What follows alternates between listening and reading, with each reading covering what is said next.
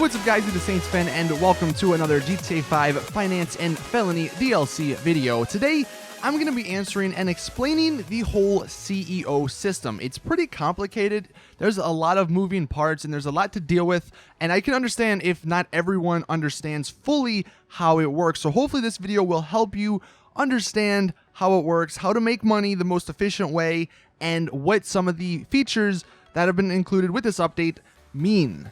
So I'm going to start this by saying that heists are still the best way to make money. So if you're coming into this whole CEO selling crate idea thinking that you're going to make a ton of money really fast, you're wrong. It's not going to work that way. If you want to know numbers, I think it's roughly around 250,000. That's what you make per hour as a CEO. As an associate, you only make like 40,000 to 50,000 an hour. You make absolutely nothing for being an associate, but you don't have any risk on the line. At least the CEO, he makes that money because he purchased an office, he purchased a warehouse, he purchased the crates, he put all his money out on the line, and if it gets destroyed, he loses all of it, where the associates don't. So, I don't know, there's, I guess, a little bit of a balance there. I still wish the associates would make a little bit more money to give them some incentive to actually help, but that's just sort of the average and what you should expect going into this. I'll start with the large warehouse first and explain how the numbers work. So, a full large warehouse with 111 crates, this sells for $2.2 million if you sell them all at once. Now that number is not the actual number you receive because you have to subtract all the amount of money you spent on actually purchasing the crates.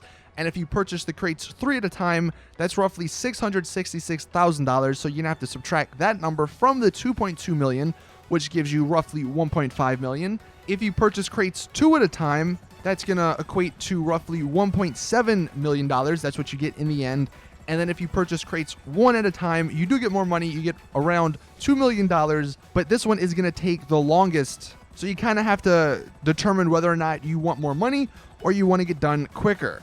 If you're curious as to how much you get for selling everything in a full medium warehouse, you get around $740,000 for the 42 crates in there, which I think if you do the math, it equates to $6K per crate, which means you would be profiting about $11,500 per each sale, or per each crate in the sale. If you're actually curious as to how many missions it would take to fill up an entire large warehouse, if you purchase 3 crates at a time, it's only going to take 37 missions. If you do 2 crates at a time, it's going to take 56 missions.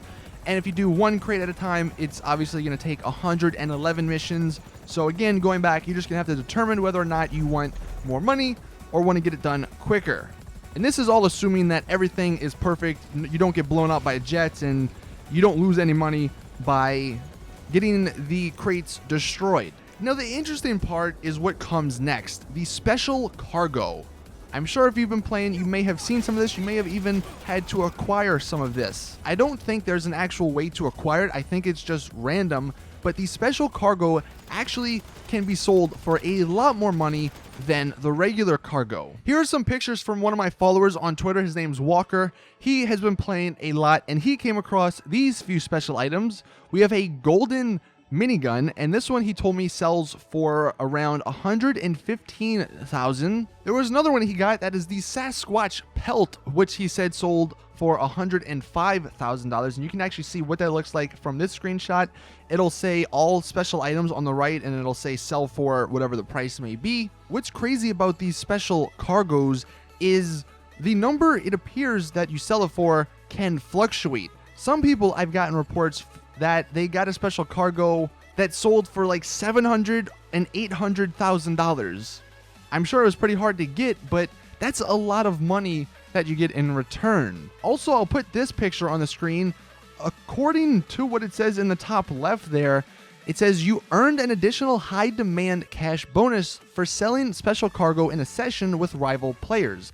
This bonus scales by the number of players in the session during the sale and the amount of special cargo being sold. So if you have more special cargo and you're in a session that's pretty much full and has a lot of other CEOs in it, you might get a lot more money. There's not enough information, I think, as of yet to determine how much money that is and how many rival players it means when it says that, but I thought you guys should know that in case you have any special cargo in your warehouse.